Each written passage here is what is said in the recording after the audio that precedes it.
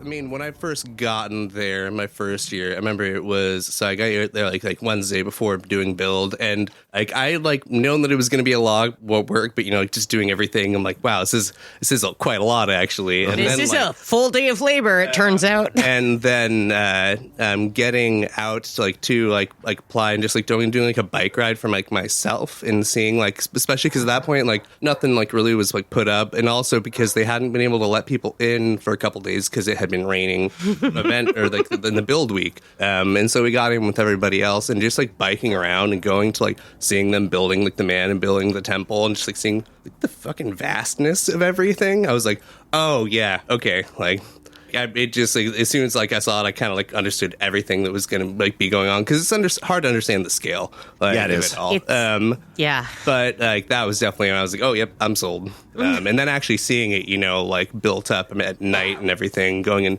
I love climbing stuff, and so like I remember there was a piece that year that was a whole lot of water tanks, like IBC, like water totes. Yeah, like a big cube of it. The big cube of it that was all like luminescent and changing colors. Went and climbed to the top of that and just like looking out at everything at night. And I'm like, oh yeah, I don't think my eyes were ever ready to comprehend like what I'm seeing right now. It's just like complete overstimulation in the best way. And I was like, yep. Might have been, some marshmallows involved in that. You picked the right way to do your first year to really catch the bug. Like coming in and setting up is... Oh, yeah. It makes just you the most feel like part experience. of everything. Yeah. I mean, I started going in 2007, and I don't know if I could have handled walking in on Monday the way that it is now. Oh, yeah. Part of what made me understand it was watching everybody build it. Yeah, for sure. Being like a part of it and being like, oh, I have been working my ass off, and here is thousands of other people doing jobs I can't comprehend. That was my biggest takeaway the first year, was just being so inspired by the amount of effort that everybody put into everything. Like, I had no idea like how much people just like really put their minds to these things. When you see it and just see people doing it like over and over and over again, it inspires you to just like put more into your own efforts. Every damn year. Yeah. I think the nice thing that Burning Man does as well is pushes like me like try new things and try different things, especially in a lot of like this like setup and just like actual like different like physical labor and like building shit. And like I've been doing like I built like a Plyatech like thing and just doing that as a project. I'm like, oh, this is really fucking cool. I have a new skill now. Plyatech is rad. I love just learning new shit. Yeah. It is really a place for the autodidactic. It's like, because you're surrounded by people who are really happy to teach you a thing. Yeah. Like exactly. that, and a bunch of opportunities where it's like, oh yeah, it would be great for me to teach you this thing so that we could do this thing together. Mm-hmm. Yeah. And being scared of failure out there, it's like kind of goes down a bit, because you're like, oh, it's all pretty low stakes when it comes down to it. Like, it is the safest place in the world to try and fail. Yeah. It's like, oh, that sucked. Yeah. Oh, well. And the failures are so memorable. I love seeing big failures out there. And a lot of times it's just like, failing in a lot of small ways, or just like recognizing that like the plan's going to change along the way. Because like you're like, okay, I got to adapt. What are we doing different now? Like working with, like all like the structures getting like broken in like this past like year with all the wind that came on Saturday. Oh, yeah. We luckily fared like pretty well. We didn't like lose anything except for like one like mesh net that we were using for some shade. Were you guys in camp when that storm came up? No, so me and Stage Dive Crystal, we were going on our way to a gate shift, and we got stuck in the bus from the way to Black Hole to gate for 3 hours. Oh my god! Wow, there's some good quick trauma bonding. Yeah, now you're a gate volunteer for Ev. Yeah. It was funny as evidenced by your gate shirt. I always forget that this actually says. Well, I might have worn it now thinking that, but it's for something completely different. But it says gate. I know, right? It's actually for a Smash Brothers tournament. Oh, how about that? Yeah, Genesis 8. But gate. It was funny when we were stuck in that bus. Like, at first, it was like we had because we're all on like we have to wear the masks on the bus rides, and we had all the windows up because it was really dusty. And then we were stuck in there, bus full of people for like 3 hours, and it started getting just to be like a sauna in there. And someone's like, okay, guys, I'm just going to open the window up. We're going to get dusty anyways. We're like, all right, yeah. And so we just like opened some windows up and it was way better, but we're just getting covered in layers of dust. It was hilarious. That is such a Gate response. Like, well, we're already covered in dust. You're headed to the lanes. Yeah, exactly. You never come back from a lane shift clean. Yeah. And then they were right. It was much better. Still saved you from the fucking sand blasting. Honestly, like it was probably one of the better places to be. We were in like a structure. Like, yeah. And then we also like the bummer part about that is that we were on our way to a shift and we're like, oh my gosh, there's only like one, maybe two people in camp right now. I hope that they're handling everything okay. Right. And then we come back and we had like our Costco carport. And because me and her got back at like midnight and like nobody's there, we see like immediately. We're just like, let's go survey like the damage. And the Costco carport that we had was like just like ratchet strapped to like a couple cars that we had near it and like some other stuff, and was all kind of twisted. And like some of the poles that we have, like wooden poles, like going into some rebar sticking out of the ground, they like lifted up and like repositioned themselves a couple feet away. Fun. But it was like, okay, like nothing fell down, and they had to do some weird jerry rigging to keep the carport from blowing away. Apparently, actually, it was blowing away, but we didn't lose anything. Yeah, except for one mesh net. I mean, totally fine. Every time with those carports, it's like, but if you do that wrong, it's going through someone's windshield. Yes. Or like murdering someone. I know, right? Like, luckily, they kept it down. Totally. But they just did whatever they needed to do. Good job. And it was still a carport afterwards, which is wild. Yeah, for sure. It didn't make it through that second Tuesday storm that happened during breakdown. Yeah. But it had a good run.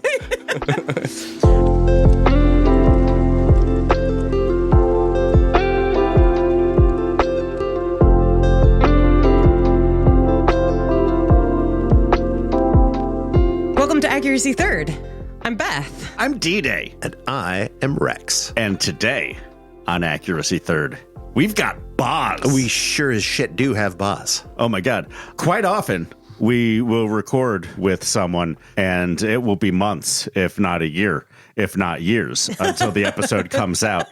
But this Boz episode took priority over like 6 other episodes that we've already got complete and ready to launch. But as you're about to hear in the next like hour and some of interview is the brand new, incredible, important news that we have to share with you, our Accuracy Herd disciples. Ooh, I think that might be the first time that somebody else aside from me has used Accuracy Herd. I came to terms with it because it's so good. Disagree. But I am going to have to make a beer sign that says Accuracy Herd on it for a reason our listeners don't know yet and will not know until after the interview. I have barely come to terms with the introduction. Well, then, Beth, why don't we talk about Boz a little bit more? Beth, talking about Boz. Boz is another camper from the Playa Home Companion camp.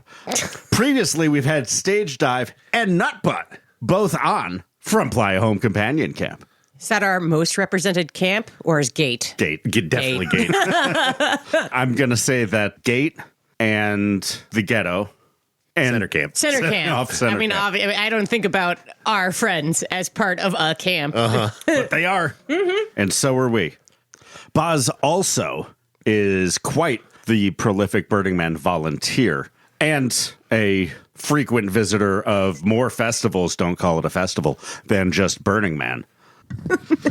So, listener, as you listen to Boz tell his stories, maybe ask yourself, why aren't you volunteering as hard and prolifically as Boz? If Boz can do it, so can you.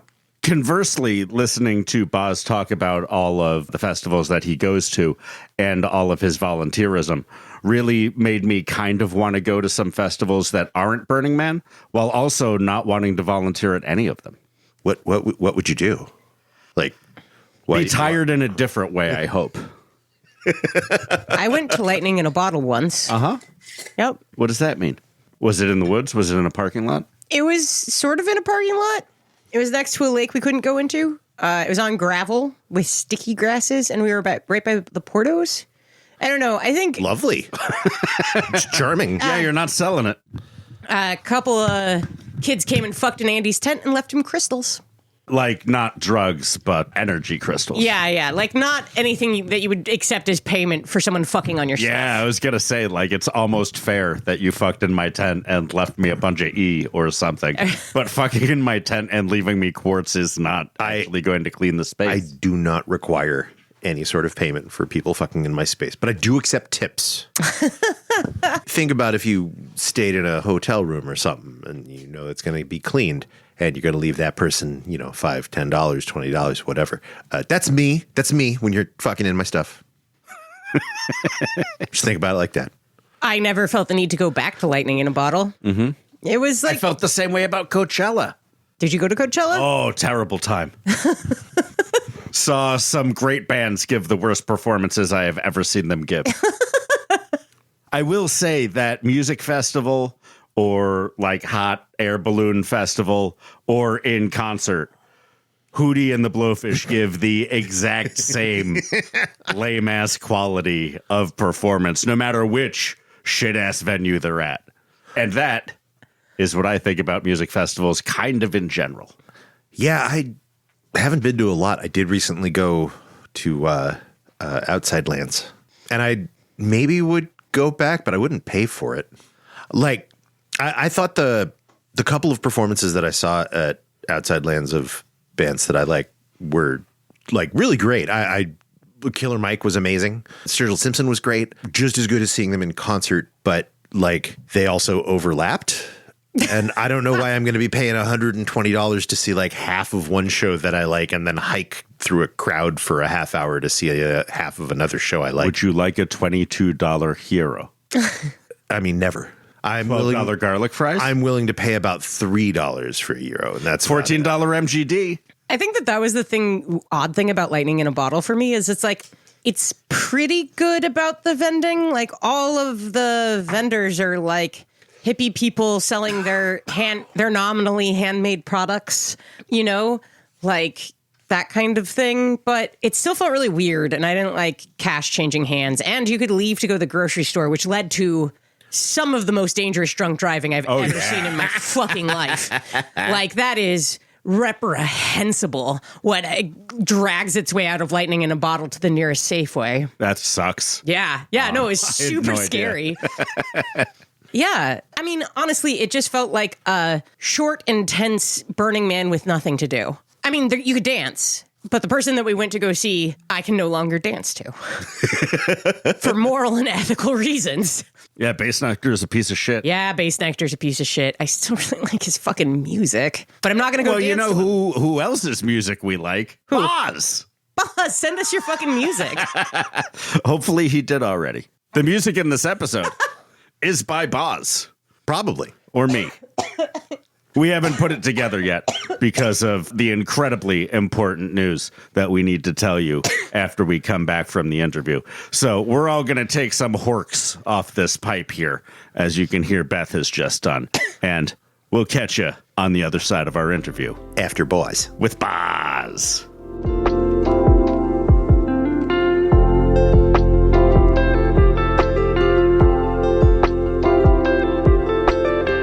Starting from the start, what's your name? What do you like to be called? Oh, my name is Boz. Boz. Boz with an O or Boz with an A? That's always a good question. I get that a lot. It's not Boz, it's Boz. B-O-Z. Boz. Hello, Boz. Welcome. Thank you for having me. Our pleasure. Yeah, absolutely. Do you live in Oakland? I live in El Sobrante. It's like by like Pinole and Richmond. Oh, okay. Yeah, so yeah. not that very far away. Yeah. I'm from Santa Barbara originally, and then I lived in South Lake Tahoe for like 10 years, but I've been down in the area for like 3 years now. Right on. Yeah, which is about how long I've been going to Burning Man as well. Comes with the territory. So I am... landed there from a random friend of mine who I met down at Lucidity Festival in the hills of Santa Barbara. He's just been like a friend of mine for a while, and then I was looking to move out of South Lake Tahoe, and he like had an empty space in his house, and also I knew that he was doing a job. He runs like a glass gallery selling dab rigs and stuff. Ooh, and hey. so I was like, hey, what if I come down and live with you and work for you? And he's like, yeah, that could work. So just lined up really well. Wow, you really have the whole hippie traveler Yep. thing going for you. Thank you. Yeah. Yeah. I mean, I try it. No, I don't know if I do. I mean, it sounds like you've at least had some of the plethora of experience of it. Yes, for sure. Things just keep kind of like lining up. That's how it goes. I just love those of our friends that it's like, so why did you move here? And it's like, oh, well, I landed here. Like a friend had a place for me to crash. Yep. And now I've been here for 5 years doing this stuff. It's the way she goes. Yeah, totally. So how did that land and you go into Burning Man? I'd always had Burning Man on my radar since going to Lucidity since I was younger, like 17 or so was when I started going to that. And so I've been left like 10 years, 31 now. Oh, And it's a good age to be. I think so. I mean, I'm out of my 20s. It's such a relief. It really is. 31 was when I was like, oh, I think my shit is together. Mine wasn't, but it was still better to be 31 than it was to be 25. It's the point in my life where I'm like, oh, my choices affect my life. Yeah, in ways that keep coming back to you. Turns out. Anyone who's over 40 that's just like, oh, to be 25 again is a fucking psychopath. Yeah, 25 is a hell of a time. Yeah. Yeah, I could go all night, but the problem is I went all night, almost every night. But yeah, so I met I had always been like kind of like running these like friend groups that like went to Burning Man and stuff, and I was always like, that's something I would kind of like to do, but never felt any rush to do it, and I didn't want to just go by myself necessarily. I figured at some point there would be some like time when it would line up and it would make sense. And then I had in 2023, maybe the end of 2022, Nutbutt, who was in here before, who runs Apply Home Companion, became like one of the friends of mine and was talking about his camp. And I was like, that might actually be something that like could line up for me. And so I ended up going in 2023 for my first year with them, which was the mud year, which was a great introduction. But yeah, and I've loved it and gone ever since. That's a pretty good virgin year. Like, Oh, yeah. you had some real environmental experiences your first year. Yeah, you went to one of the like legendary historic years. Yeah, and I had a great time. Oh, yeah. Well, you also got to be a little bit insulated from the whole cacophony of going out and being overloaded with so much to do. Yeah. Mm-hmm. You just really got to mainline the community around you. Yeah, and I had spent the first while of the event, because I think it was Thursday when the rain started hitting, I want to say. And I also, so I've every year that I've gone, I've been there for 2 weeks each year I've gone, from like the Wednesday before to the Wednesday after. Oh, excellent. So get like more fuller experience, help with camp setup breakdown. And I did greeters my first few years at Workgate this past year, which was a good, good move. But just like really being a part of everything. And Good move moving from greeters to gate. Yeah. Or doing both of them. Good, both of those things actually. You have that Southern California friendliness and that general gate authoritarian You vibe. do seem like the perfect kind of crossovers between greeter and gate. Yeah, I could do both amazingly. Yeah, and most gate folks cannot. Yeah, and I understand that. The greeters is not for everybody. Does greeters have like a tactical team? Because like that's I fucking wish. wouldn't that lane three, these guys seem like assholes. We need tactical hugs. Stat. That was one of the big things that ended up souring me on at the end, is just like that some of the leadership in it was not like amazing. There was like one of my supervisors, the second year I did greeters, was just like completely unsupportive and was just like being very like mean and curmudgeon-y the whole time, which like I understand, but like it's greeters. Like this is the one spot that you should like be trying to just like have fun with it a bit more. I understand. You can go do that with other people who enjoy that. Yeah, I don't like feeling like someone's upset at me. That makes me feel bad. Yeah. Like, And greeters is already emotional labor. Yeah, if you wanted to subject yourself to people being upset at you, you could just go be a ranger. or gate. Right?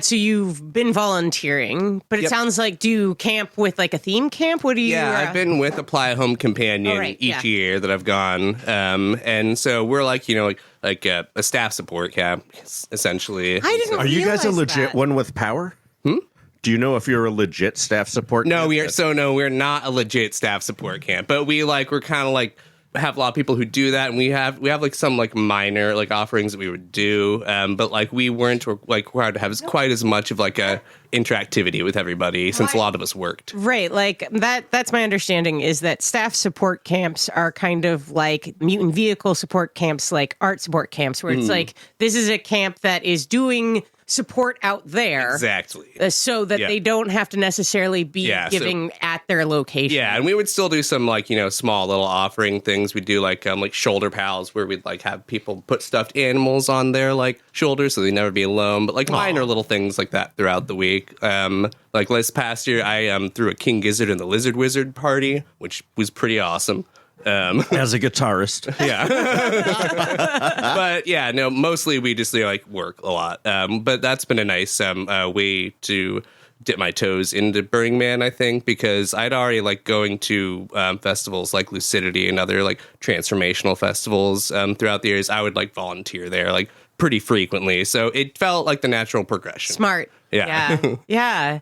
So are there ways that Burning Man stands out from these other? Like, you've been doing festivals for a long time. How is Burning Man, like, different from them? I think that, Burning Man, like, it's, like, the amount of different, like, ways we structure each, like department and everything. I think there's just, like, it's, like, very, like, all-inclusive, just, like, so many different parts, rather than, like, you don't have, like, an art support camp or something for, like, a smaller festival like Lucidity, or, like, something that's, like, in charge of, like, fixing the art cars if they go wrong, or stuff like that, and seeing all the, like, the different ways that, like, there's people who just, like, volunteer and work in so many different areas of Burning Man is, like, pretty freaking phenomenal. It really is. Yeah. Like, how big is Lucidity? It's like 5,000 people. So, like, there's some of that is just scale. You gotta. Yep, exactly. In order to make it work at all, you gotta have a lot of people volunteering in all kinds of ways across the city. I didn't realize Seeing it it was... actually work is just, like, crazy. It is. It's so cool. Or at the end of the day, it has to work, I guess is the thing, too. I didn't realize Lucidity was 5,000. That's actually pretty significant. Yeah, it was a decent size. Like, Live Oak Campground down in Santa Barbara. It was the same venue where Lightning in a Bottle started. But then they outgrew that, and Lucidity decided to stay the same size. But at a certain point, it didn't end up happening anymore. But they went for like 10 years. So tell us about Lucidity. It's not a regional, but Yeah, it seems like, especially knowing now what I do, and I haven't actually been to a regional before, but I'd say it's probably like... It's a burn-adjacent event. And yeah, and it functioned like, because it was like a festival. Like, we had like 3 like stages. We had like a more like main stage, electronic stage, a live music stage, and like kind of like a like underground little like stage down like a hill that would go like all night long, just doing like... Oh, that's cool. But when I was figuring out what it was, not really knowing like anything about Burning Man, I was like, oh, this is like an open source festival. Because not only were all these like things happening at the stages, but all the camps were like, not all of them, but like a lot of random camps would do like little things. They'd be like their little theme camps. I had no idea what that even was as a concept at that point.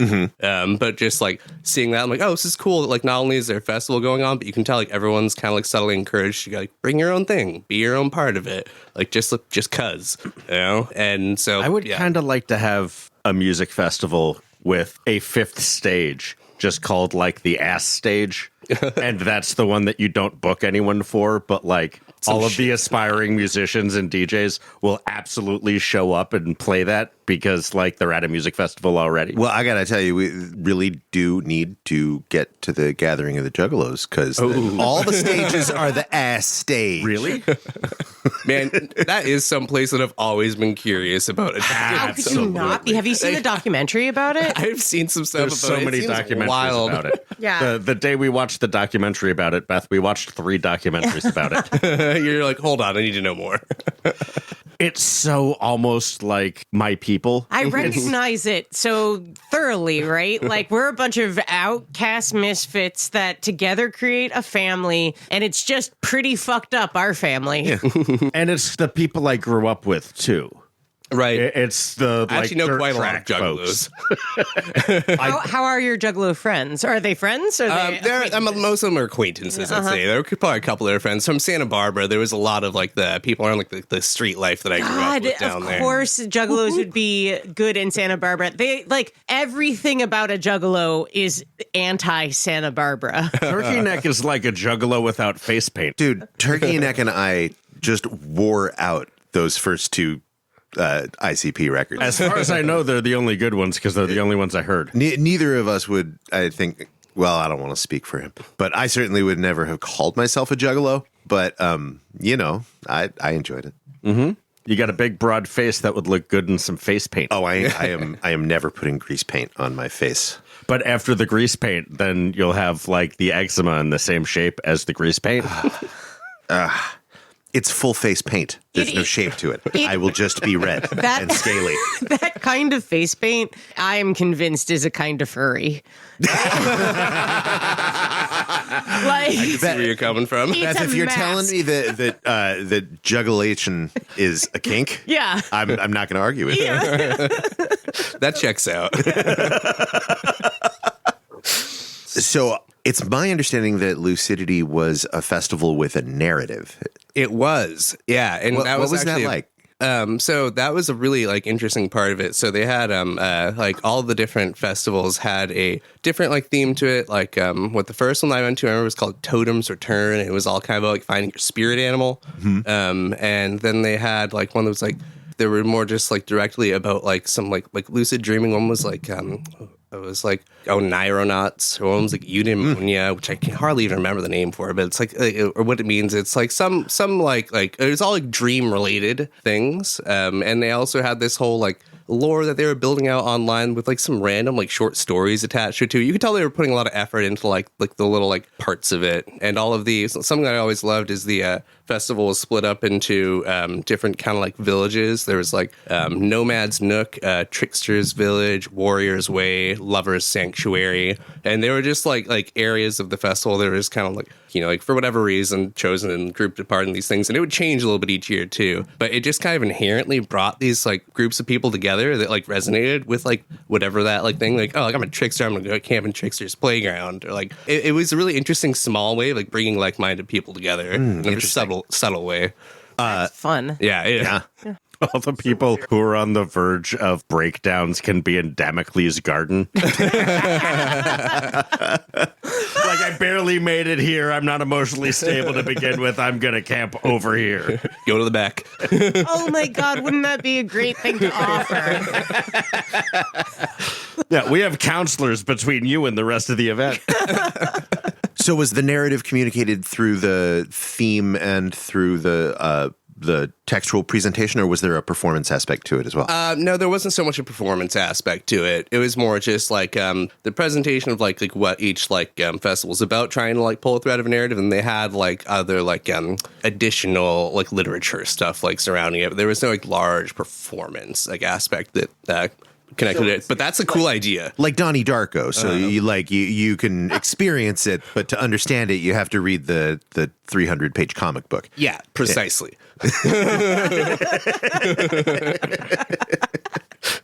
Except that's Southland Tales.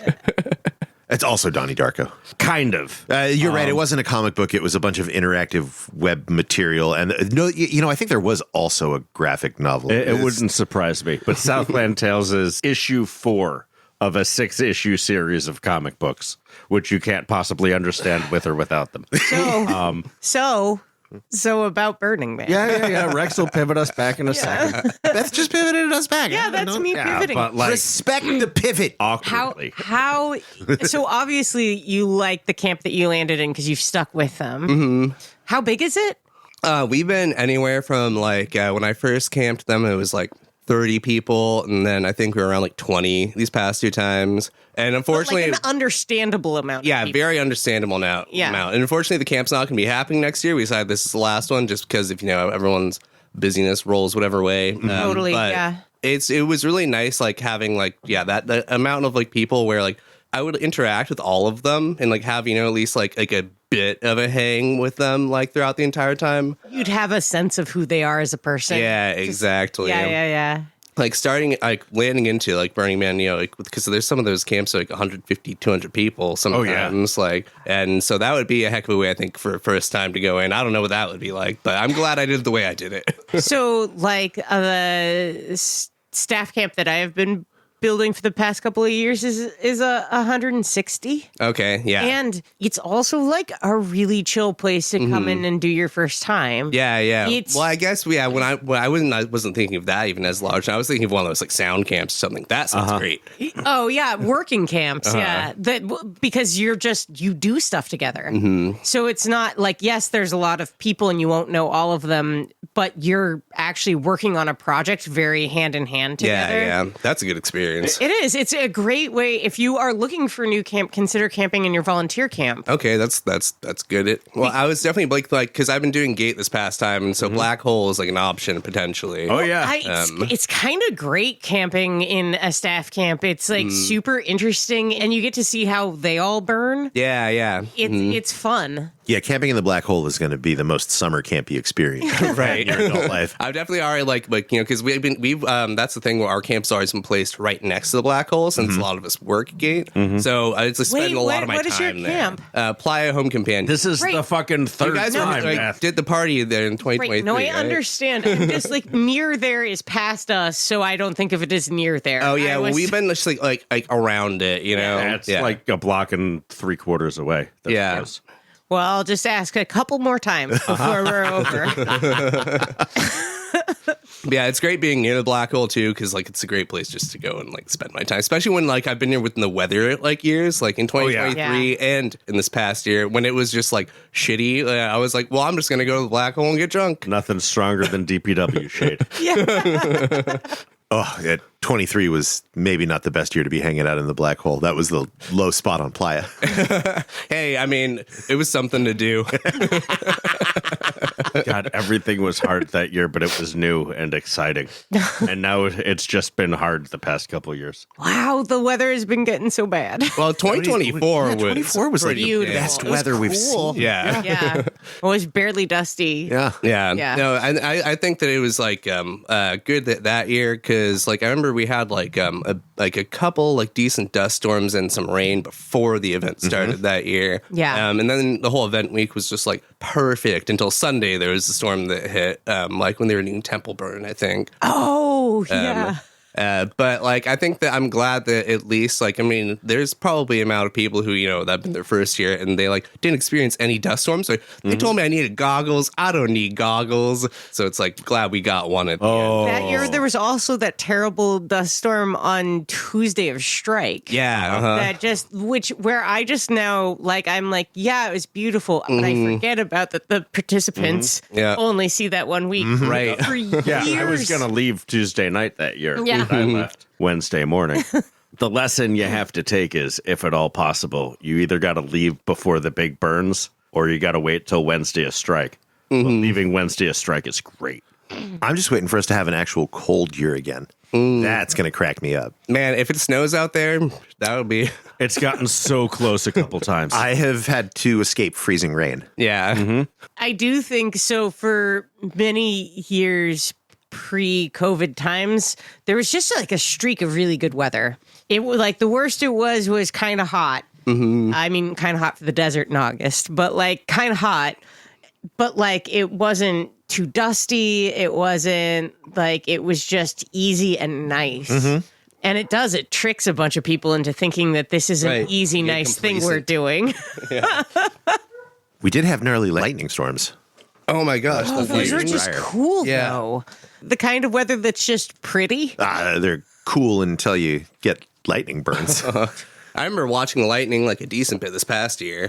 Yeah, there was a lot of lightning this over the year. hills. I remember we had this past year at our camp, one of our campmates made this art that was just a whole bunch of like wooden cubes, like I don't know, like a foot like across, and it just had like it was like babies like spelling blocks and with like just a whole lot like letters in them. And so we had them in our camp frontage, so we could just like spell messages on our camp frontage with them. And for a while, it said, we made it say, don't get hit by lightning. And then we were just like all kind of like sheltering. And then we like came back and someone had added to it, "You're not my mom." Fair enough.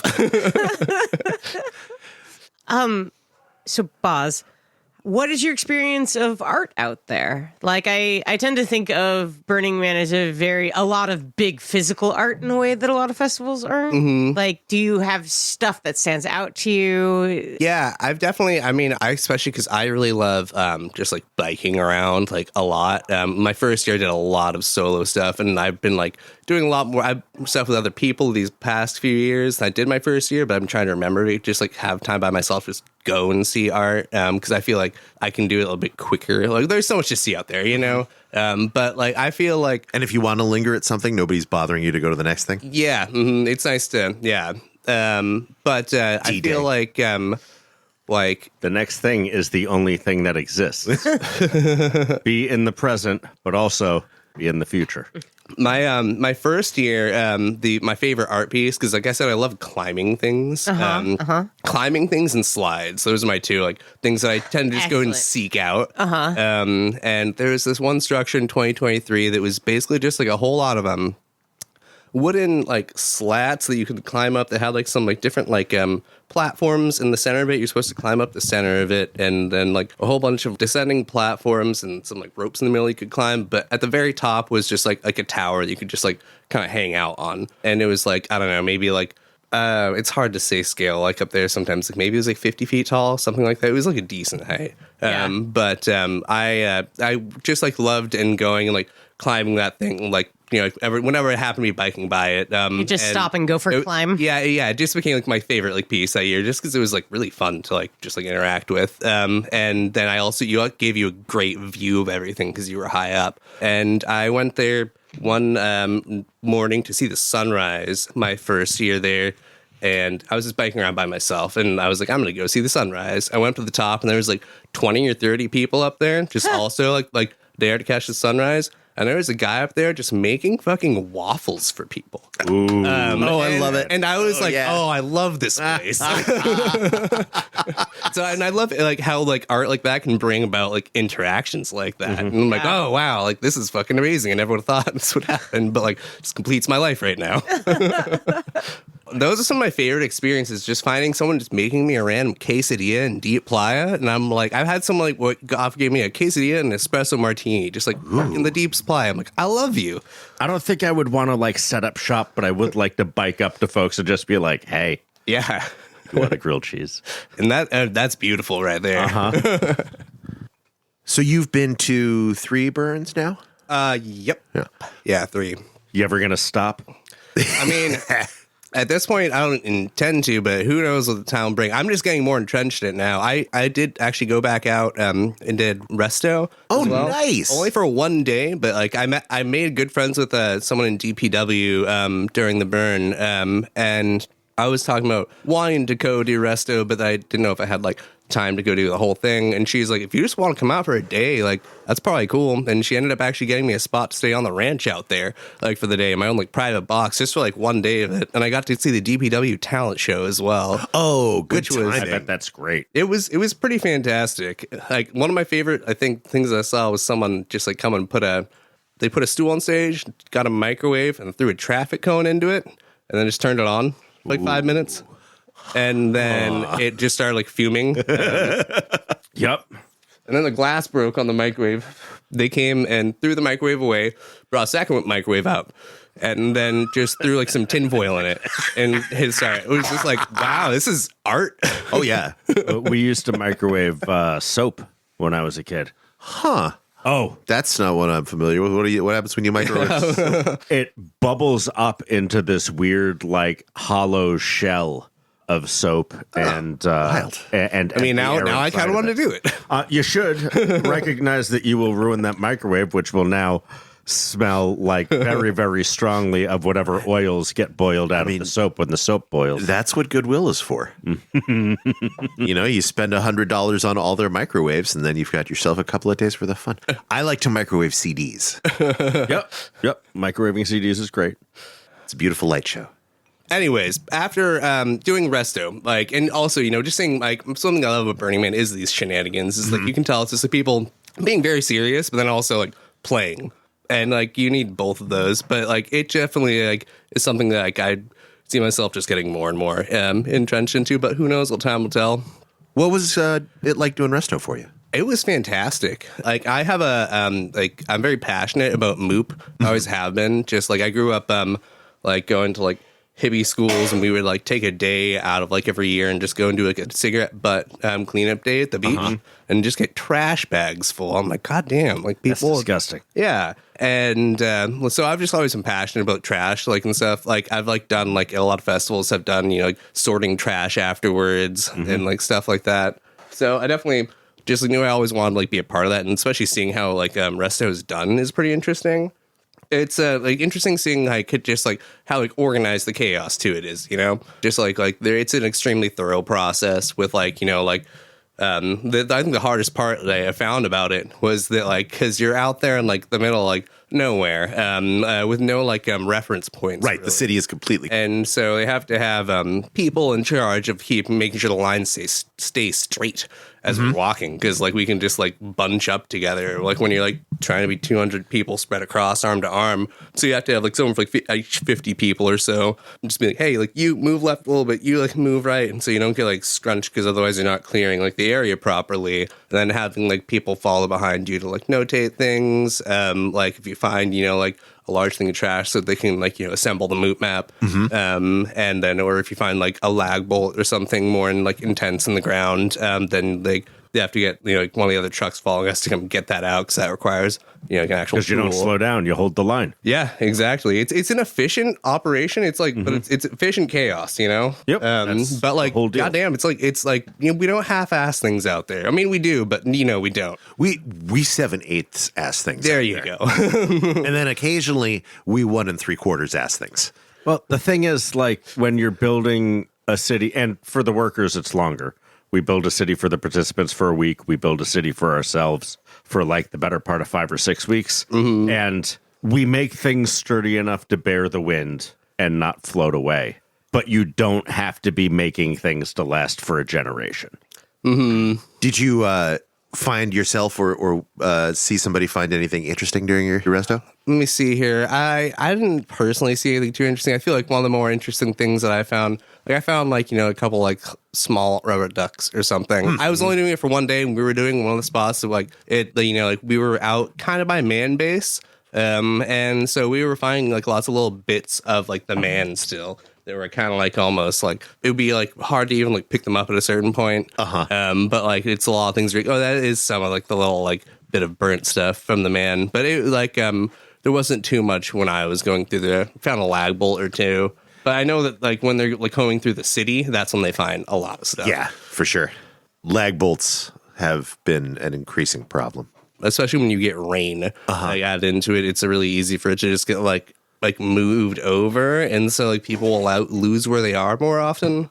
I think a problem is that people aren't using the recommended method of putting 3 links of chain on your lag bolt before you put it in. Because if you've got that, you're much less likely to lose it. Yeah, very true, very true. You can kick around until you hear it jingle jangle.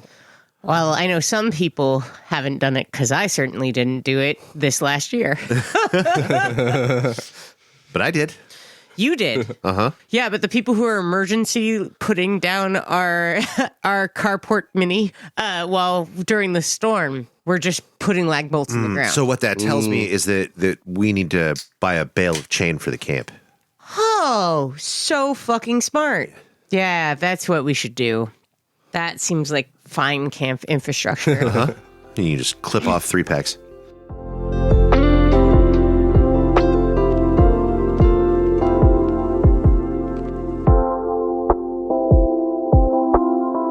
So what has been your lowest moment on Playa?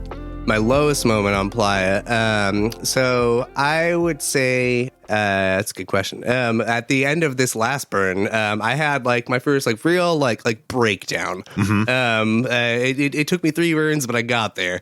That is how unrelentingly positive you are, apparently.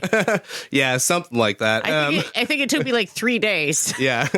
And this was at like, I don't need to get into too much specifics, but had a point where it was like after like not being like fully supported and having to kind of like take like on like a lot more leadership roles in camp than I had like, intended to. And I did it all well. It was great. But then after everything, and then the storm on Tuesday that happened, and I ended up with just like being put in a very like precarious situation with one of my friends where I was like wanting to have left, but like didn't, because I wanted to make sure she was okay there, because she was like going to be like left alone breaking stuff down from camp.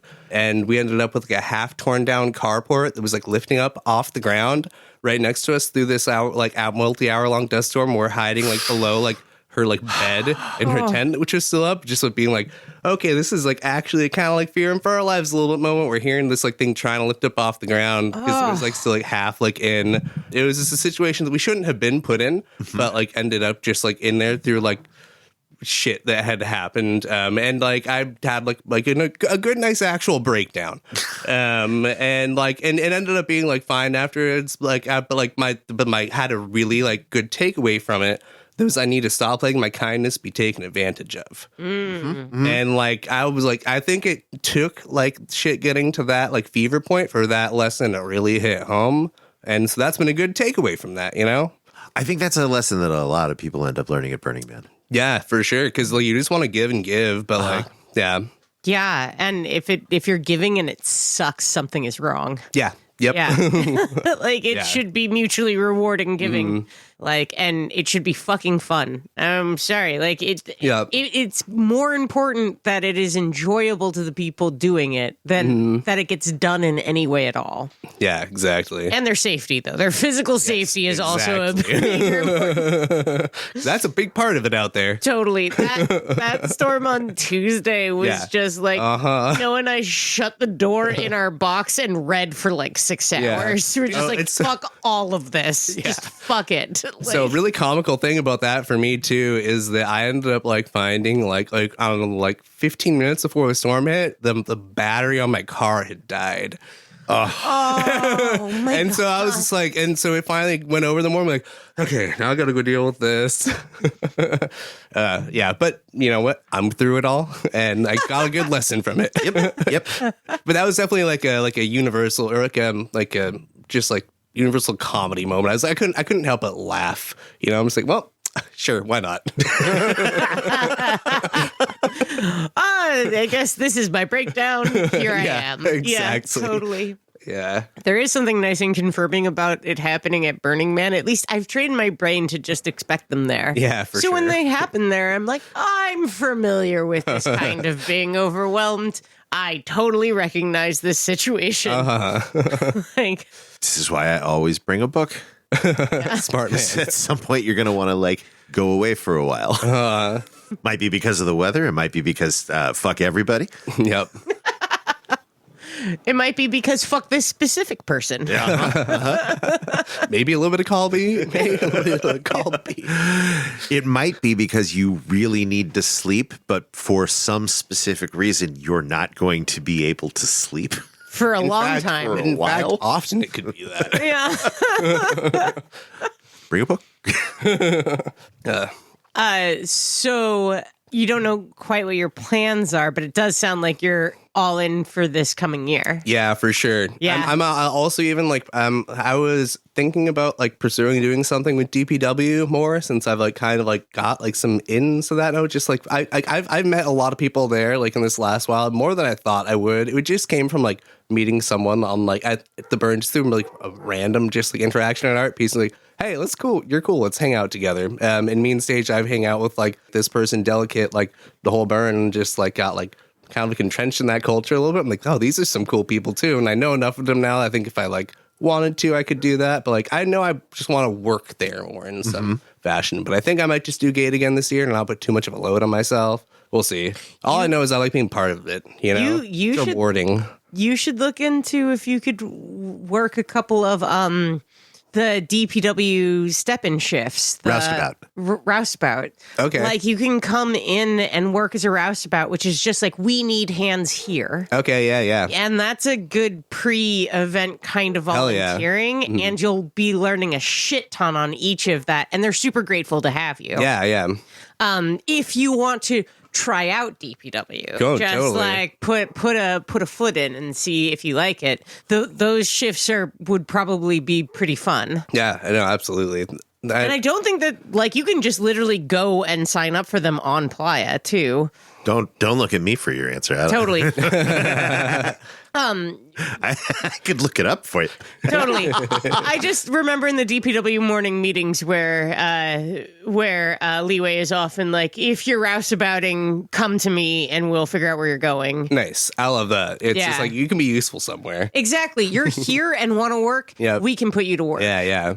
No, I definitely felt like when I went out there and did resto for a day, like I feel like that was like just like everyone's like just like so a good welcome to have me for whatever reason. I think that's always a great thing, just like about Burning Man in general. It's like, just like that like radical inclusion where it's just like Holy shit. oh, hey, I'm so like, glad you're here. exactly. Yeah. Yeah. Yeah. I had a moment like back when I was first going to Lucidity, and the first time that I went there, when I was like 17, and like I had just like I wasn't planning on going to it at all, and then like I had a friend who was kind of connected to like the people who did volunteer work there, and they hit me up a week before the event, and they're like, "Hey, like my friends like working this festival, and they're looking for more volunteers, and like your name came to mind. Like, do you want to like volunteer at this festival?" I'm like, you know what, fuck it. Like, yeah, sure, I'll do it. And so I just like do that like a week in advance. And I remember like I didn't have a car, so I had to get a ride up there with some random person off of Facebook.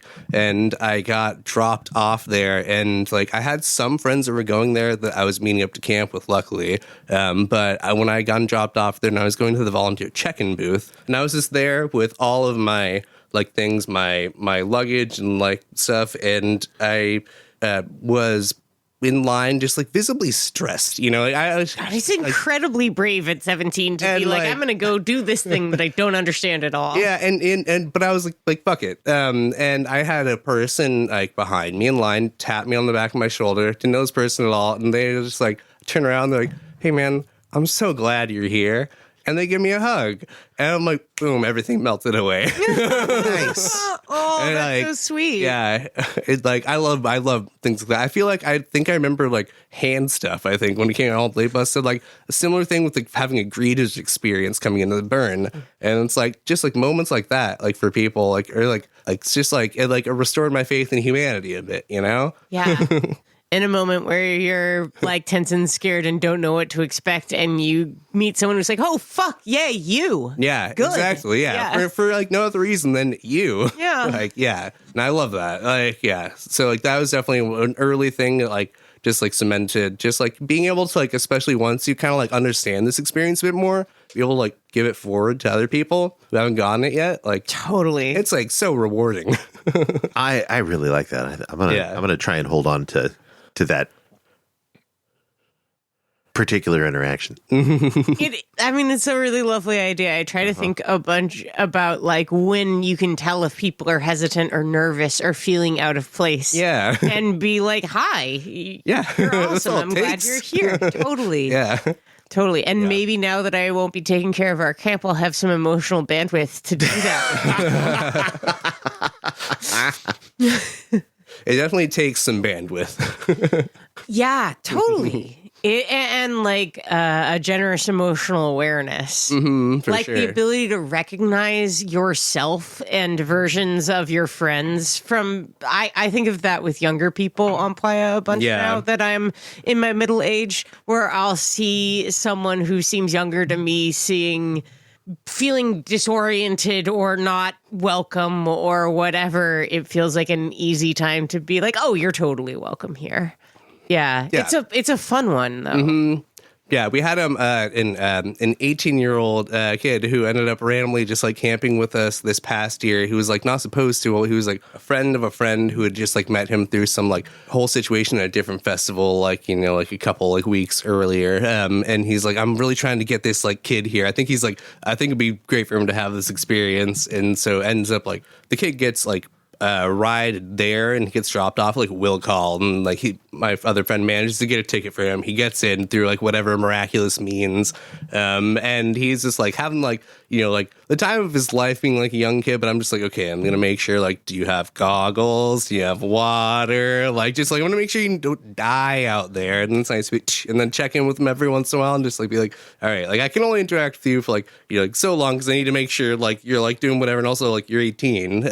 But it's great to just like, I had a couple moments like that where they were like feeling unsure of themselves, and I'm just like, no, like I'm so glad you're here. Just like give them, I'm like, you belong here, and they're like, oh, thanks. It's like just because that's tough to break through. It really is. It took me a few years before I really felt like I belonged. Yeah. Mm-hmm. Damn, I just like I got alienated coming through the gate because Gate was so mean, and I was just like, what the fuck am I even doing? These people are assholes. Yeah. Like publicly humiliating us because we don't know where to go. Like, Right. It's a lot. it like Especially if you don't understand the energy of the event and what it all like. Totally. Now I would find it more funny, but at the same time, I'm like, that might not be the best time. But it also, that was a long time ago, so it might have changed by now. But like, I got up in the morning and started unloading our big truck, and I immediately just felt cooler and more accepted than I'd ever had felt in my entire life. Where it's like, oh, okay. Like, yeah. Well, I think it's great. Like, I feel like a big part of it is just at the core of it, we're all trauma bonding like the whole way through. Yep. We're all putting ourselves in this like hostile environment, and like I liken it to like when I like lived in Tahoe, and there'd be like crazy like snow days when it would, especially when it would like snow like 4 feet like multiple days in a row. Wow. And when you're out there in the morning shoveling out your doorway, because you have to keep your doorway shoveled out, like otherwise it'll just like keep piling up. And like just like the thought that knowing like, oh, everybody else in the city is doing the exact same thing right now, like because we all have to do this. And it's like, in a way, you know, like when there's like, you know, any sort of like inclement weather and stuff like that out there, which there happens to be, and like we're all dealing with the same shit, and it just like that we're all dealing with it together, like just like brings us together in an innate way that breaks down like barriers. Yeah, I have said before, and I'll say again, I don't know how you make friends as an adult otherwise. Because it's like you need to go through stuff with people. Yeah, for sure. To become friends. And it's sort of like, yeah, you can be someone that it's nice to have a beer with and chat about X, Y, or Z subject. But like until you are like, we have supported each other through really tough, interesting, wild times. We've been surprised together. Maybe that's why people go to the club.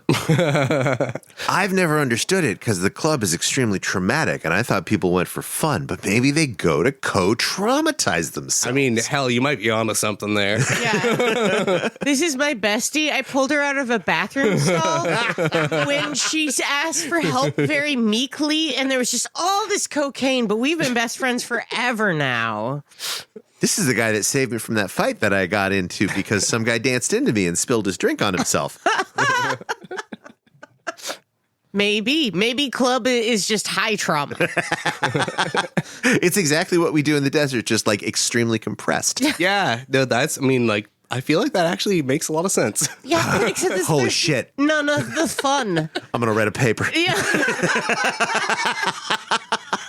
But like none of the fun, like all of the fun for me is talking to people and looking at stuff. Yeah. And in a club, you can't talk to people or look at stuff. You can have a lot of conversations in the club. What? The great thing about the club is the conversations force a lot of intimacy because you have to be shouting right next to your friend's ear.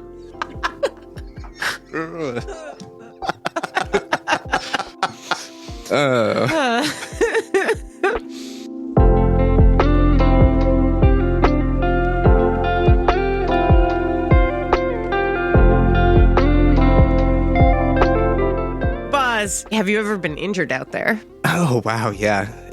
Yeah. Tell us about your injuries.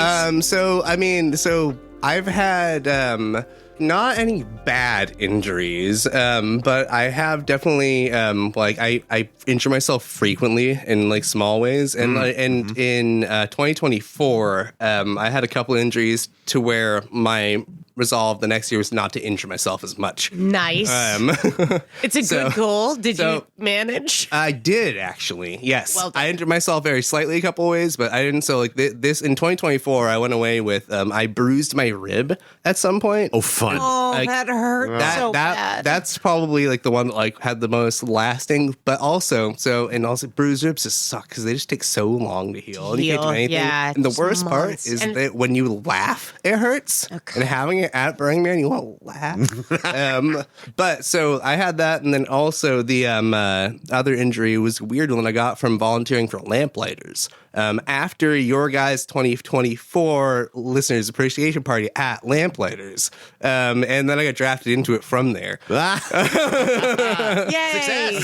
After already being up the entire night before, and like quite drunk.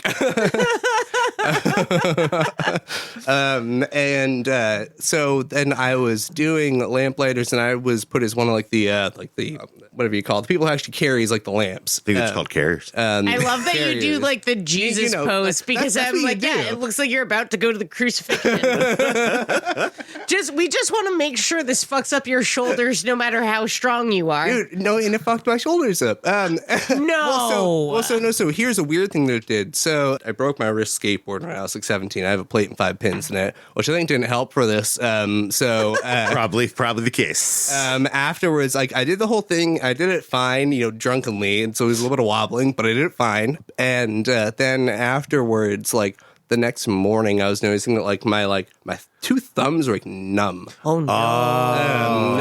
Numb, no. like to my wrist, like a bit, and then like on my right hand, it kind of went away the next day, but on my left hand, where like I have like the plate and 5 pins, it stayed for like 3 weeks, just slowly going away, and it was the point where I was like, okay, I'm getting kind of worried about this, but it was slowly going away mostly, and so I was like, That's nerve damage. yeah, but it's okay now. Just a little swelling on the nerve. Yeah.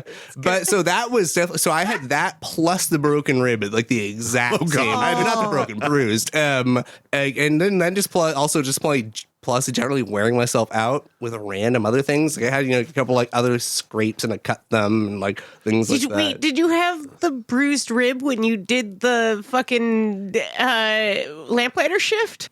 I honestly can't remember the order. I hope not. But I wouldn't have been surprised if it was kind of starting to hurt then, but I was like, it's fine. Excellent. But you know what? Yeah, that's why, like, I think that my next, like, goal was to not hurt myself as much. And I had, like, a couple, like, random things. I did dislocate my shoulder for a second this last year. But it was fine. It popped it back in. It's just for a second. How did you dislocate your shoulder I wasn't for a even second? doing anything cool. I had just done something cool and I did it stupidly. So there was actually, I think, leaving the listeners appreciation party. There is a bring it home. fucking rhyme. You don't have to come next year. You can take a break. Or we can escort you home. So there was somebody who just like put up a random ramp just like in the middle of the road, and they're like, "Go off of it." And I was Wait, the bike ramp? yeah, that one like right by your guys. No.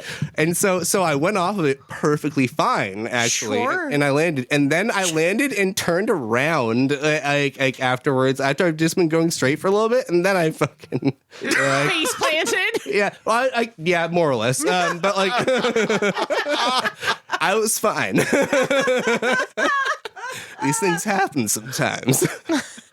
Can't have fun if you don't hurt yourself every once in a while. Dislocated joint is fine. They go back in. It's not really That minor I knew what to do. that minor bike ramp was so fucking fun. I want to just, anytime that I am like doing a city tour of Burning Man, no matter where I stop, just set it up. Just be like, here you go.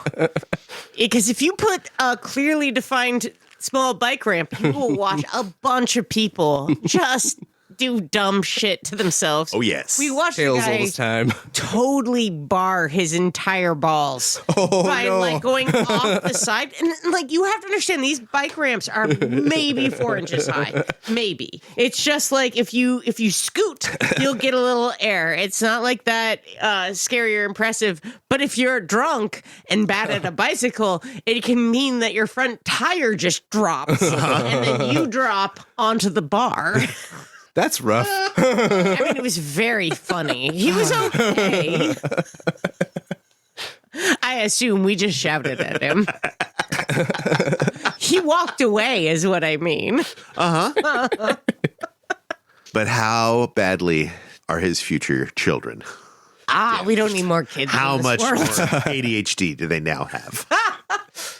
So we asked about your positive art experiences. Yeah. Is there a piece of art that you really don't like? A piece of art that I really don't like. Or even one that you had a negative experience with. Yeah. Let me think. All art is subjective. This is not an indictment of any art. I feel like I don't know if I've had like too much like bad experience with art. Like sometimes it's like slightly underwhelming. I feel like one of like the more like bad experiences I could say I'd have with art, which is also just like a very slight thing, like is like there's like a slide, or it was an art piece last year that was like a little playground thing, and I had a slide that was a lot of like big rollers, and it was just kind of like really rough on the butt, and there was no mats placed around to go down it. I feel like that might have been like more of like the idea. I don't know, but Have you ever found any of the intentionally harmful playgrounds? intentionally harmful. Yes.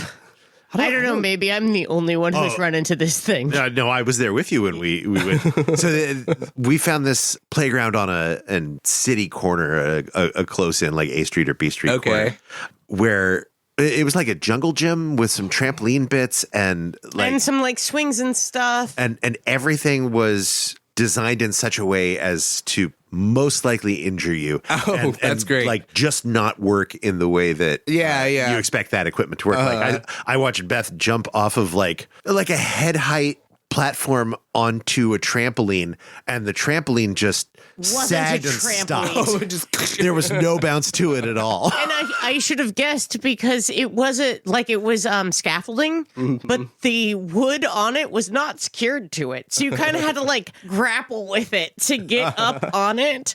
And the swings, which fucking cracked me up, like it was one of those like tube swing sets, and they'd all been sheared off in a sharp point and placed on a set of loose 4x4s to make it be up higher.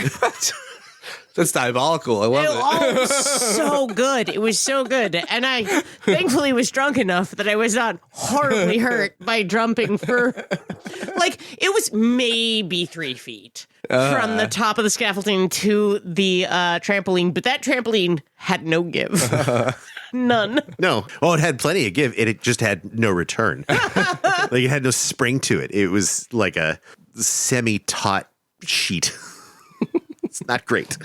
I was really surprised that she got up from that and just like walked away. I was drunk enough it just cracked my back, and I was like, I mean, nice. I noticed something wrong had happened. Yeah. And I smashed my face on the side of it pretty hard. Yeah. But like the amount of much I would have hurt myself had I just unknowingly sprung up instead of jumped down or been sober enough to brace in some way. That's too easy. Yeah, totally. It's good to, just like have something like that where everyone who goes on it, is like signing up like, oh, this looks stupid. Yeah, I'm going to do it. Yeah. And like, that's like just like a siren call out there. One of many. The easily avoidable injury is one of the many siren calls. Yes. What is so outside of the art, like going to and through theme camps and stuff, what is like an event or an experience that you've had at a camp or in a car that like has stuck with you? So I've had like a couple like random like ones. So like going to see like just a band who's playing like a Pink Floyd concert on a big screen at their camp. Nice. For whatever reason, that just like really, really hit. For whatever reason. Yeah, whatever reason, Yeah. you know. Yeah, just like I don't know, seeing someone like do something like that like out there, and then another one was seeing someone do a StarCraft tournament. StarCraft. Yeah, like StarCraft Brood War. Tell me what realm of gaming this is. It's like an old like a real time strategy game, kind of like Warcraft, like just like people like moving. It's the same. It's basically Warcraft. It's the same. Warcraft 3000 or wherever you paint the little figures, make your diamond map things. Diamonds. No, you're thinking of Warhammer. Warhammer. So something that people were playing on their computers. So the real thing that got me was they literally brought just like multiple computers out there. And did an entire tournament, and so they had like a whole on thing. dusty landlines. Exactly. Yeah. And seeing people do that, and they like had that with them broadcasting one of the matches to a projector that they were doing with a whole like crowd, and then people doing commentary with it. It was just great, like just seeing. I was like, wait, can you really just do like a LAN party computer game out like on Playa? Yeah. Why the fuck not? Yeah, especially StarCraft. That's an old ass game. You can run that on like garbage hardware. That inspired me to. I've brought the past couple of years like a setup which is like a little like an arcade cabinet, which is like old CRT, like a tube TV. And so I have a thing. This is like when I was working with the Playa Tech, was to build like an arcade cabinet like for this thing that I call at our camp. We had a subtext to our camp that was Mom's Hostile. And so we were just like all trying to be moms to people. And so I named this thing, this like arcade cabinet that I've done, this old TV, Mom's Plug and Play. And I just have it with like emulated old games. People can play like Mario Kart, Smash Bros, just like a lot of random like just like games on it. And set up on this old like tube TV, because I was like, I think this thing could just like withstand Playa, and sure enough, Better than a lot of the digital TVs. yeah, like, and it's gone through 2 years, this one TV, and like it just blow the dust out. What kind of controllers do you use? GameCube controllers. I GameCube. Yeah, I do it emulated on a Wii, a Nintendo Wii, and then I have it running off of like, yeah, it's a fun setup, especially because like I think like there's something nice about having that little this like analog like electronic feel out there. Yeah. Like yeah. That's really fun. How long do people like hang out at it? So like I've had random people that I've just like brought back to my camp like sometimes. So I was just like talking to them like, oh, I got like Smash Bros. I have Mario Kart back in my camp. Like, oh fuck, really? Mario Kart might lure me back to someone's camp. Play some games of Mario Party out there. Yeah. I feel like it's fun to just bring people over and they'll play for like an hour or two, and, or people will see it just like as they're walking by and hang out Yeah. and be like, I got next or whatever. Or when I've been like when I had like when we have other events at the camp, and that's just kind of like also there people who are there for other events who be like, okay, let's play that. Yeah, go for it. So it's fun. Like that's like a little like thing that I would like to maybe even put like out on as like a little standalone like thing out on Playa too. Because if I just had it in my camp, but, like that could be a cool little thing just like encounter randomly. That's in deep really Playa. cute. Yeah, You know what right? just actually flashed in my head as you were saying that would be to make a little room with like half a dozen or so. Oh, that would be really cool. Like Beanbag chairs. yeah, That would be because you super could you could probably get Raspberry Pi setups that'd run MAME Yep. Yeah. Totally. Mm-hmm. and just a bunch of old CRTs and like really style it out like an 80s arcade. Yeah, that would actually be a great art piece. I didn't think about making a room out of it, but that would be the way to do it. Well, because then it'll protect it a little bit Yeah, from and, and you can play it in the and storm. imagine just like encountering in like a nice enclosed like like cool arcade like set. That's a good one. It'd give you an interactivity opportunity because you could get a bunch of tokens and make them run on tokens. Oh, and that's fucking great. make people make change off of you. I like the way Just you sit think. at the counter. How to make it as complicated as possible. Yeah, but naturally, right? I kind of love the sense of bringing together. Like I grew up with a bunch of fight games and combat games and racing games that really felt like, oh, these are my friends. We're playing this together. I like the idea of finding a place where it's like, oh, even if I'm here by myself, I can just wait until someone wants to come play Mario Kart with me. Someone's going to want to play Right. Mario Kart with me. Like, Damn, I kind of want to do this. I mean, that's a great fucking idea, honestly. I would help. I'm not doing anything next year. I mean, I would too, obviously. Obviously. You're the one who knows how to do it. But I can help with CRTVs. Building a box is not that hard. No, I think honestly the hardest part about this, the expensive part, is going to be lumber for the structure. Right. But Man, it seems so good. I mean, yeah, it is honestly like the ceiling of it to like pull off is actually not that high. Oh. Like that wouldn't Right? be too Like, much how effort. much power do you need? That's the other thing, because you Yeah, need... the CRTs take like a bit of power, but I don't really know like exactly how much it would be in like the long run for like a good bit of them. But that would be the one other thing to consider. not more than what we could manage with a generator. That's kind of what I would imagine. Right. Yeah, But like a generator, like that would be like we need to go... Because I'm not sure if a bunch of CRTVs can be handled by solar. Yeah, we ran ours off of solar, and Right, just but the one one. did, and it did have like a noticeable, like there was like one time where we been like running like all night, and it did pop off at the end of the night. Yeah. I'm just gonna see those take a bit more power. My guess is that we would get a much better result out of a more traditional generator. Well, the other thing is that we don't have to go CRT. True. We can build this out of Garbage garbage. flat stream. Yeah, well, especially if you're trying to go for multiple things, then doing it just like without a CRT might be the easier way to go. Especially it would be like for transporting, it'd be a lot less space. But we live in the Bay Area. We could also probably CRTs get have a great all of the quality. tech for free. Yeah. That's fair. Like if we just like keep our eye on Craigslist, we can pick up a ton of free displays. We can pick up yeah. all kinds of old PCs. We wouldn't have to like go all Arduino with it. We can just run it off old towers.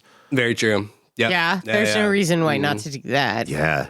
It's so sweet. I don't know. It's so nostalgic for me. I know, right? Well, personally. it's great when you just encounter that. You're like, because that was like when I encountered like that, like StarCraft thing. I was like, this is the last thing I would have expected out here, and I'm like, I can do something like this. Like, sure, why not? No one's stopping you.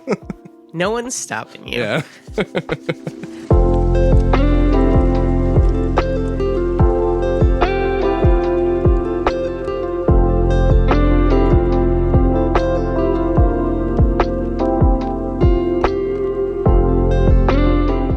That was Boz. And we're back. God damn it.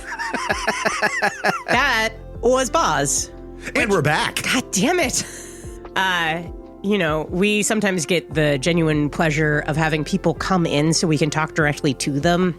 And Boz was just so nice. And like, I met him and I was just like, why is it that I know you? You're so familiar. And the answer is because we're all types and he's a type. And also because we've met him. Okay, maybe that too. Listener party.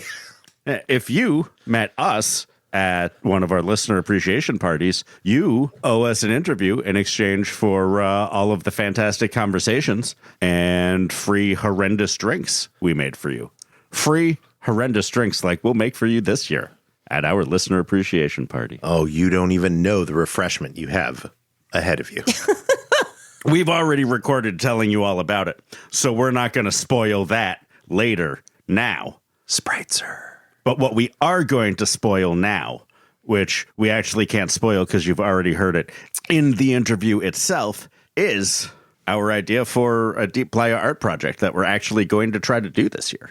I like that you're putting it in the recording as a kind of like cattle prod to finishing it. Wouldn't it be embarrassing if, like many of our other art projects, we talk about it a bunch and then nothing happens? This one we've actually started to do a little work on. I've been doing research on our Linux distro. We've been compiling how many processors we've got around to make it happen. I'm just saying, Boz, we do need your help. I got a graph paper tablet to sketch things out on. Awesome. And I have a list of the different beer signs and other designs that we are going to need to put in what Rex so kindly and wittily named for us, the Narcade. Officer McGruff's Narcade. Or should it be the Narcade presented by Officer McGruff? The late night Narcade. All night Narcade. Tell us what name we should name our art project in the comments. Like and subscribe so the algorithm serves us to other people trolling the algorithm. Only losers win drugs. Or if you have other resources to help us out, come join the Discord and tell us about them. We'll collaborate with almost anyone. Would you like to help us in some way with this ill-defined art project that we haven't fully sketched out yet? Is there any chance that you would like to help us set it up or do things with Linux distros or help us put arcade cabinets together? What other things do we need from people? Money.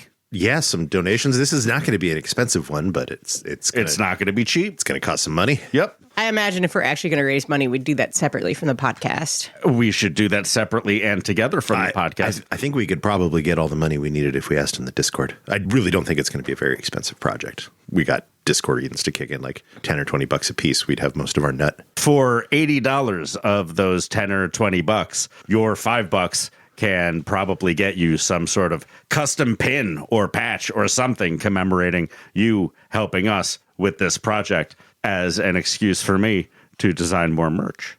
Just don't call it a nut again. It's weird. Look, we need to get our nut. If we don't get our nut, we're not going to be able to like get this out on Playa. If we don't get our nut, how are we going to repay our VIG? Look, man, those dudes got heaters. Fat Tony's going to put us in cement overshoes. Cement plumpers. Ooh. Okay, you guys can do this in arcade project. I'm casting a sculpture of myself out of concrete. With plumpers. Of me in my plumpers in the mud. Is Burning Man going to allow me to make an art project with a water sprinkler so that the playa around my cement feet is always muddy? I don't know. I don't work in the art department. I mean, I'm certainly you should be able to water it. Maybe not having an ongoing thing, but be able to go out every day and just make a puddle around Just it. have volunteers out there with a garden watering can. Yeah, exactly. Walking around my cement plumpered feet. Point is, we're doing an art project with Boz. Thank you, Boz, for consenting in advance to us taking advantage of you and your knowledge in making these sorts of Playa Tech arcade cabinets. Yeah, it's going to be really fun working with you more. So thanks so much for helping us out with this. It's really interesting and a big swing for all three of us. Oh, listeners, here's a thing that you can contribute that'll cost you next to nothing. If you have an older laptop or PC that's just lying around collecting dust, please get in touch with us at accuracy3@gmail.com. Also, if you have a generator or a trenching tool or two strong arms and a strong back. If you do send us a laptop, I would prefer it if it had some of your porn and some pictures of your pets on it. Yeah, but wipe it otherwise. But otherwise, get rid of all that banking information.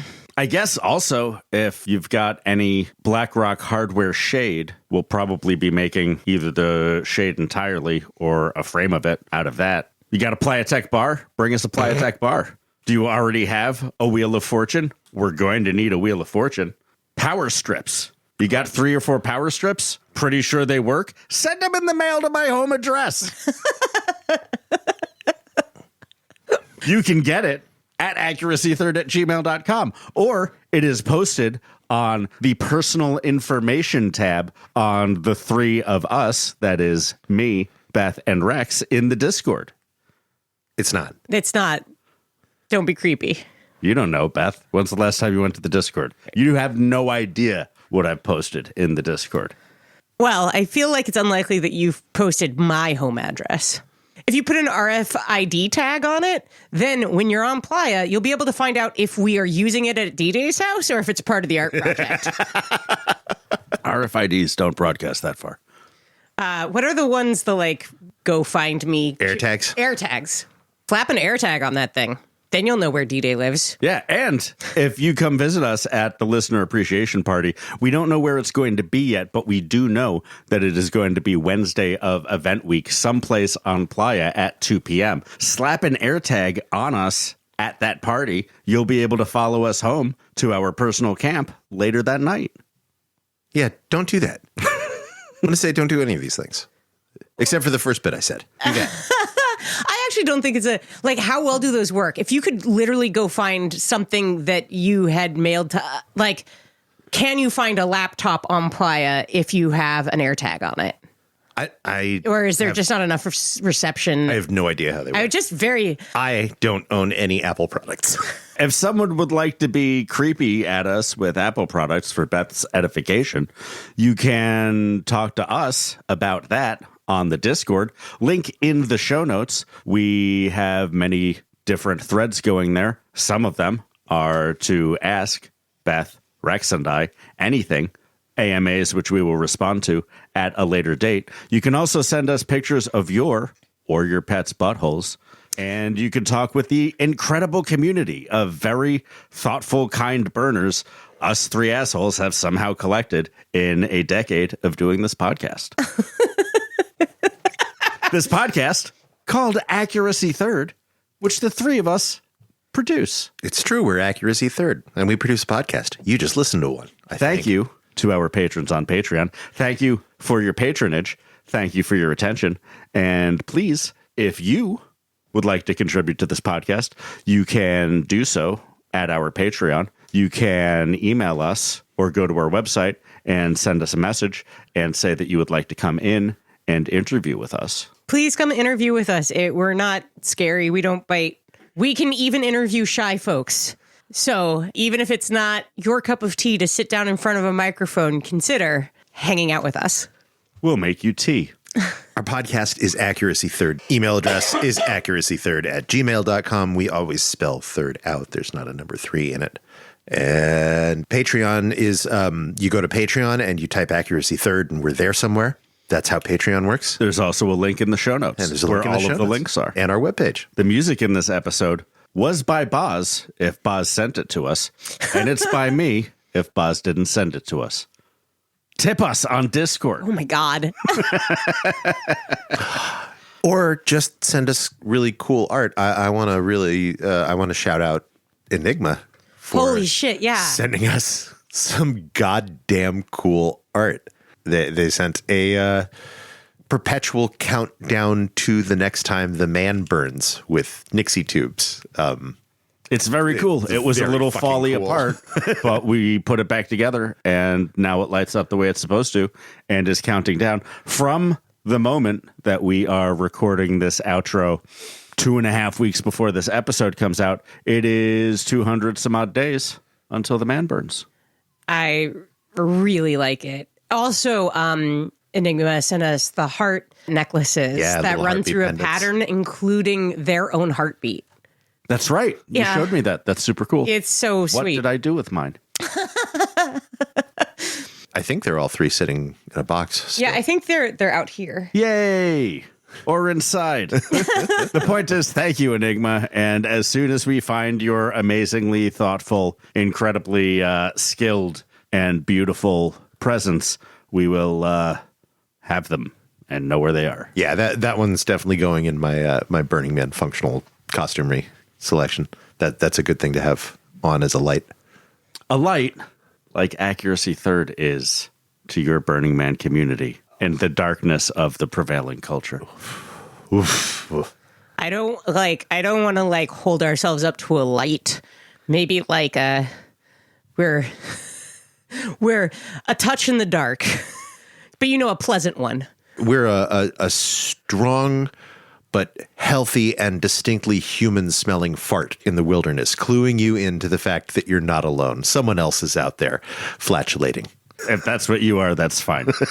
I am last night's glow stick, just barely glowing in the darkness tonight. We should probably also shout out Space Burrito for all the really goddamn cool stickers. Space Burrito, incredible designer And contributor to and this contributor podcast. to this podcast. Yeah, dude, when do we get to hang out? Isn't Space Burrito in California too? No, Space Burrito is on the East Coast. Oh, God damn it. We're going to have to go out there, I guess. Or you can move out here. We'll tax you, but we'll also fight the fascists right next to you. We're probably pretty overdue for a trip to the East Coast.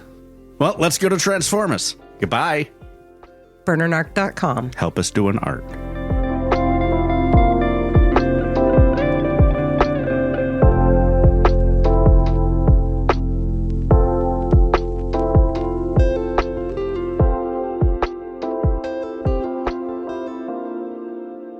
So are you thinking about who you're going to be camping with next since Apply a Home Companion, which I totally remember is your camp, it isn't coming back next year? Yeah, so right now, Me and Stage Dive are thinking we might just do open camping, and with maybe a couple of our other friends. But that's the only game plan right now. That or we're gonna find some other place to camp with. But if anything, that's what we're gonna do. Yeah, it'll be an interesting new experience. That's kind of what we're thinking is that especially because we've been just largely in charge for a lot of these people at our camp these past couple of years. Me and her. So you've been caretaking the camp. Exactly. To some extent. Yeah. And so it might be nice to take a step back. And yeah, me and her have just had we run camp well together. So we're we should probably camp together again. But then she's a lot of fun. Hi, Crystal. Yeah. Stage Dive is a lot of fun. Yeah. Yeah, it might be great to do a smaller camp.